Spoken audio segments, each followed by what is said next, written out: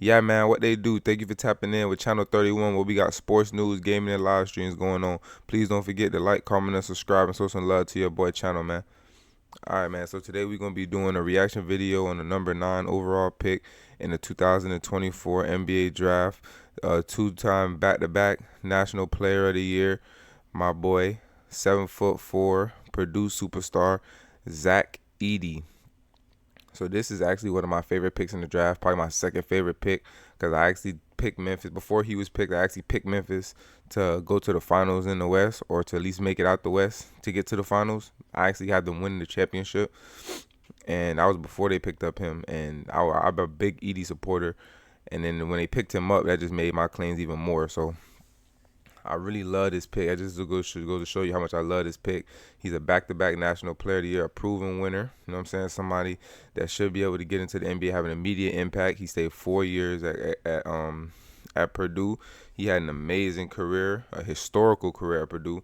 You know what I'm saying? He got better every season. As a freshman, he was averaging 8 points and 4 rebounds. Then he went to 14 and 7 as a sophomore, 22 and 13 as a junior, and 25 and 12 as a senior, and 2 blocks each the last 2 seasons, junior and senior seasons. So a guy that's improving every season, has proven he can get better each season. So that's good to see. So it's promising that he has a ceiling in the NBA. People think he's like a Boban or Zach or Ivica Zubac, but I see way more potential than that. You know what I'm saying? Two-time national player, back to back. But we're gonna go ahead and get into the film. I'm gonna let y'all see what I see.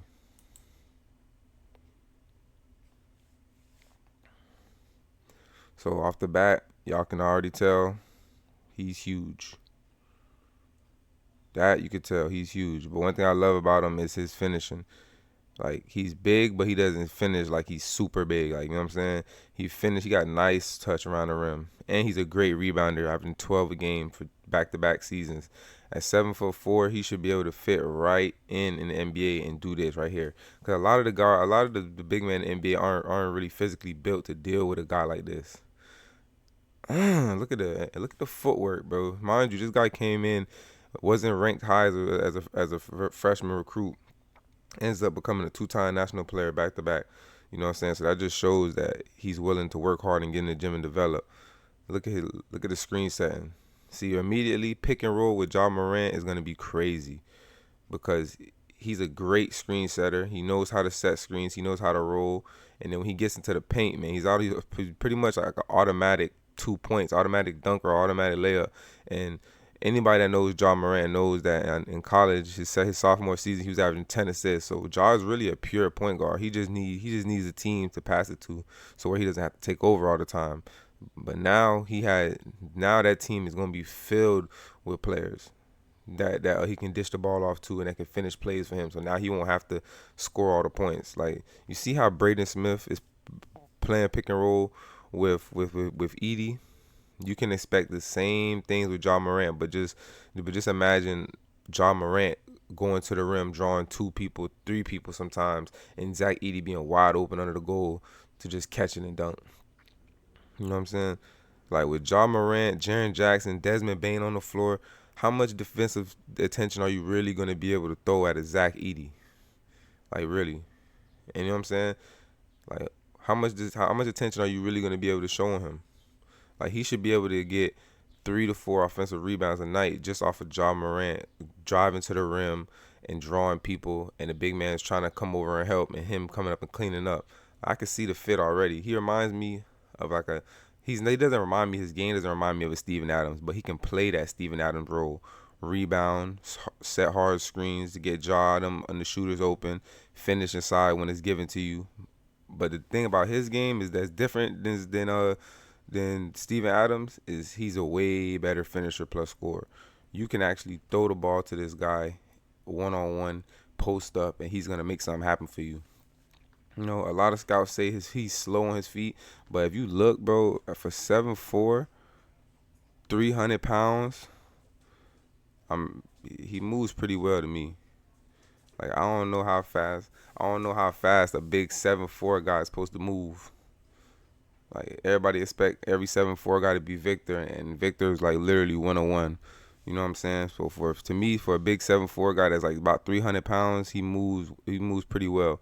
Yes, he will probably get taken advantage of sometimes on the perimeter, but I mean, what big man doesn't? Especially when they're big like that, you know. But what he brings on the offensive end and what he should be able to do rim protection wise should make up for his lack of perimeter defense and being able to step out on the perimeter. But man, another reason why I feel like he should be able to develop nicely over there. It's kind of like him back as a freshman at Purdue. You know what I'm saying? He's the underrated big man that's coming in trying to prove his value. So now, instead of every defense he plays against being geared up to stop him, sending four guys at him, now he's gonna be probably the guy that they least worried about. He's gonna have the least attention he's had since it's probably his freshman year, sophomore year of college playing with the Grizzlies. So I love the fit. Look at that rim protection. And then you put him beside Jaren Jackson. Now Jaren Jackson can really, really roam. Because if you see how big he is, he covers so much ground, bro. If you put a Jaren Jackson next to him and you put Jaren Jackson on the worst shooter, man, I don't know how teams are going to score with this big guy down there. Especially if he can just man the paint, get the rebounds.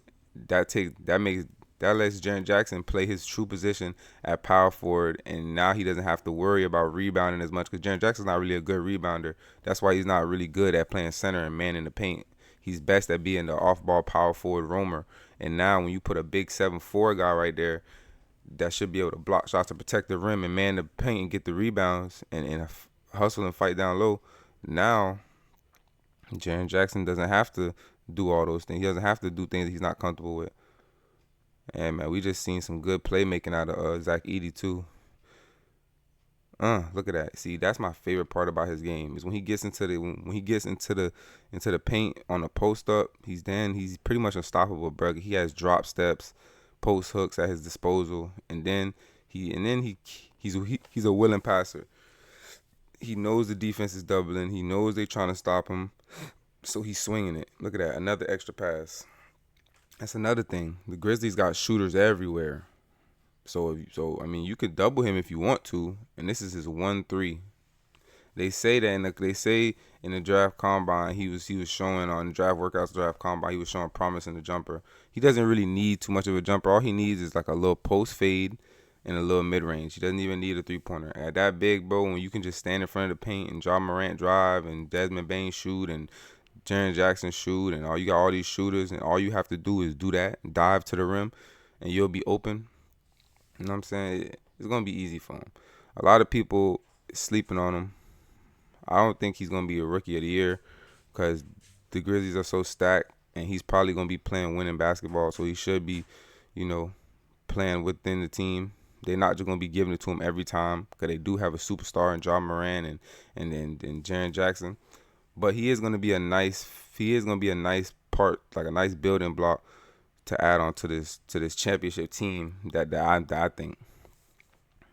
Okay, let's see him on the perimeter a little bit. Look at that, man. Yeah, I don't know. He can move his feet to me. He's so long that he doesn't really need to be too quick laterally because he can recover just off of being 7'4". Look at him. He walling off the paint. See, look, just imagine him. Just imagine getting by a Marcus Smart, right? Just imagine trying to get by Marcus Smart, right?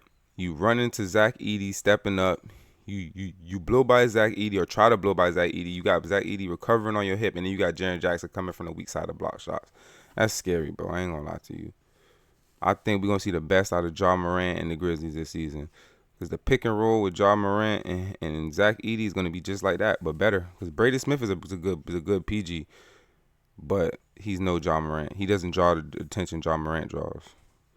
Zach Edey should be getting the most dunks he's probably ever had, the most free dunks he's ever had. I'm expecting Ja to be averaging about like 9 to 10 assists next season. See, him inside is a mismatch, bro. And 90% of the NBA is not ready to guard him. Like, see, he's just like Wemby as far as in the height.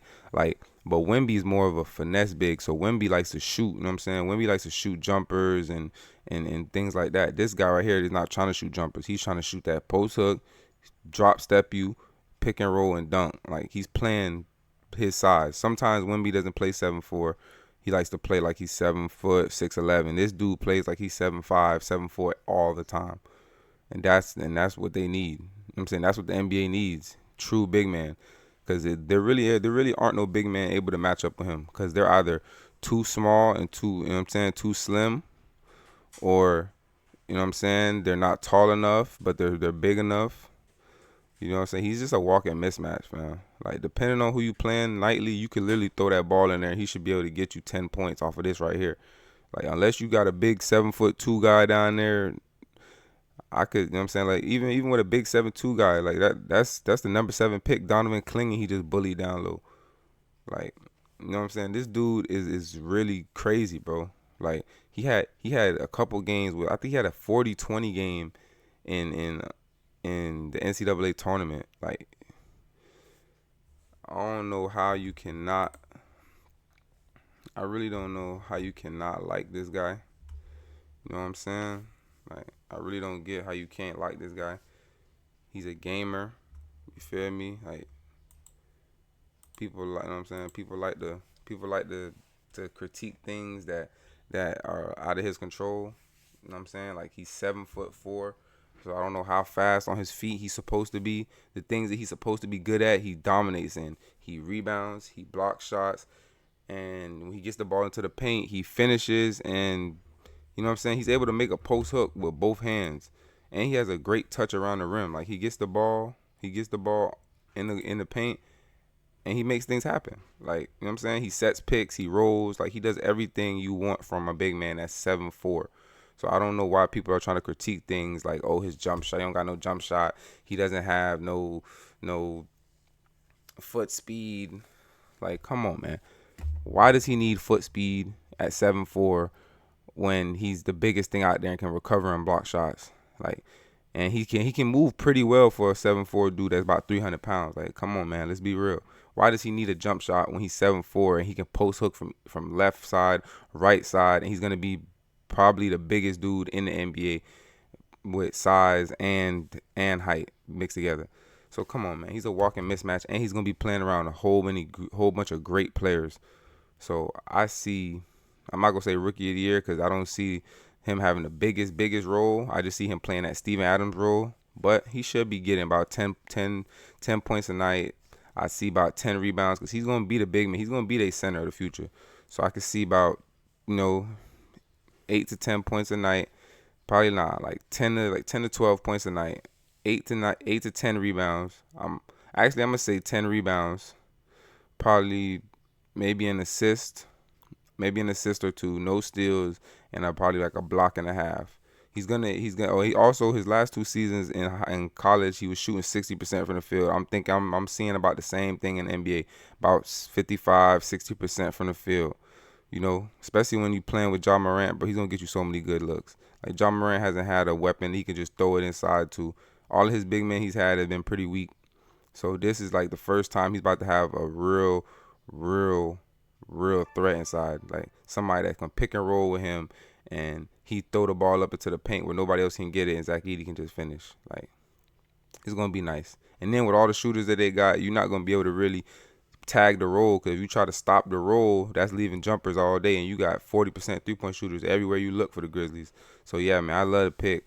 A+, because, you know what I'm saying, they needed somebody if I had to give it a grade, it's an A+. The Grizzlies needed somebody to fill into that Steven Adams role, and I feel like they couldn't have picked a better prospect. Somebody that could finish, set screens, and block shots, and probably be a little more mobile than Steven Adams. Steven Adams was a great passer. I feel like my boy can grow into it. He's 7'4". He can see over the defense, and he draws attention. He's used to being a star, so the passing should be there, and the passing should be coming along. But that's what I think about my boy Zach Edey, and I think he's a great prospect. Probably not going to be the rookie of the year, but just watch out for him a couple years down the line, man. This is a 4-year senior who got better every single season, 2-time back-to-back National Player of the Year. So, you know what I'm saying, all I'm expecting from him is just continue to get better and better, and he should be one of the more NBA-ready prospects from day one because of the size, the skill set he has, and, you know, just the maturity in the way he plays and the team he's set up on. So, yeah, man, I love this pick. I think Grizzlies are going to the finals. Y'all heard it here first. man. I appreciate y'all for tapping in with your boy. If there's any videos y'all want me to see or want me to do, let me know. If there's any games y'all want me to do, let me know. I'm going to be putting the playlist for all the other reaction videos up here, so y'all go ahead and check them out for me. I appreciate y'all for tapping in with your boy. Y'all be good.